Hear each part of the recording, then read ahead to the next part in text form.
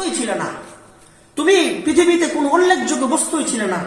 আয়াতের তাফসীরে মুহাদ্দিসিন এবং মুফাসসিররা বলেন, আমি আপনি প্রথম কোথায় ছিলাম, কি অবস্থায় ছিলাম, কথাটা আমি বলে শেষ করতে পারবো কিনা জানি না, আমাকে সময় বেঁধে দেওয়া হয়েছে। একটু খেয়াল করেন ভাই, যারা এখানে আসছেন, আমার উপরে আপনার উপরে যে আল্লাহর দয়াটা একটু বুঝে যান। আমরা পৃথিবীতে সকলে বিক্ষিপ্ত অবস্থায় ছিলাম, বিক্ষিপ্ত অবস্থায় ছড়িয়ে ছিটিয়ে ছিলাম। আমার শরীরের কিছু অংশ ছিল সূর্যের কণাতে, আমার শরীরের কিছু অংশ ছিল চন্দ্রের কণাতে, আমার শরীরের কিছু অংশ ছিল আমেরিকাতে, কিছু ছিল ইন্ডিয়াতে। কিভাবে? আমার বাবার মা ওনারা যে খাবার খেয়েছেন, সেই খাবারটা কি শুধুমাত্র বাংলাদেশ থেকেই হওয়া, না সারা পৃথিবী থেকে ছড়িয়ে আসা অগণিত মাখলুক, অগণিত রিজিক থেকে আমার বাপ মা খাইছে না? খাইছে কিনা? দেখা গেছে বাজার থেকে শাক আনা হয়েছে, সেই শাক তৈরি হইতে বীজ লাগছে, ওই বীজ তৈরি হইতে কোনো না কোনো গাছের পাতা লাগছে, ওই গাছটা আনা হয়েছে হয়তোবা পৃথিবীর কোনো এক প্রান্ত থেকে, হয়তোবা কোনো এক প্রান্ত থেকে।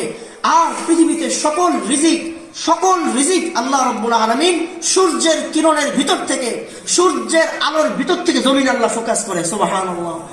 আপনারা অবশ্যই জানেন, নবীজি হাদিসের মধ্যে বলেছেন, সূর্যের আলো দিয়ে মানুষের খাদ্যগুলোকে আল্লাহ তাআলা পাকান, আর চন্দ্রের আলো দিয়ে আল্লাহ রাব্বুল আলামিন মানুষের রিজিকের মধ্যে মজা দান করেন। সূর্যের আলোতে আসে কি?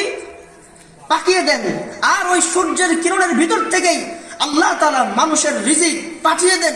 মানুষের শরীরের কণাগুলো সূর্যের ভিতর থেকেই জমিনের মধ্যে পড়ে। এরপরে সেই চন্দ্রের আলোর মাধ্যমে রিজিক পাকান।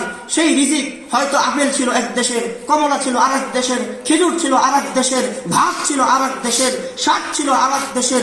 সবগুলোকে আল্লাহ রাব্বুল আলামিন রিজিকগুলোকে একসাথে করে হয়তোবা এই মালিকদের কোন এক বাজারে এনেছেন।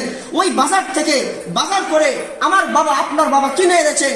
সেই খাবার আপনার বাবা আমার বাবা খেয়েছেন। ওই খাবার থেকে আমার বাবা আপনার বাবা, আমাদের মা, আপনার মা, ওনাদের মাঝে রক্তের সঞ্চার হয়েছে। ওই রক্ত থেকে বীর্য হয়েছে। কোন এক রাতের বেলা আমার বাবা, আমাদের বাবা মা একদিন রাত্রে মিলিত হয়েছে। ওই মিলিতের মাধ্যমে আল্লাহ রাব্বুল আলামিন আপনাকে এবং আমাকে অস্তিত্ব এনে পৃথিবীতে এনেছেন।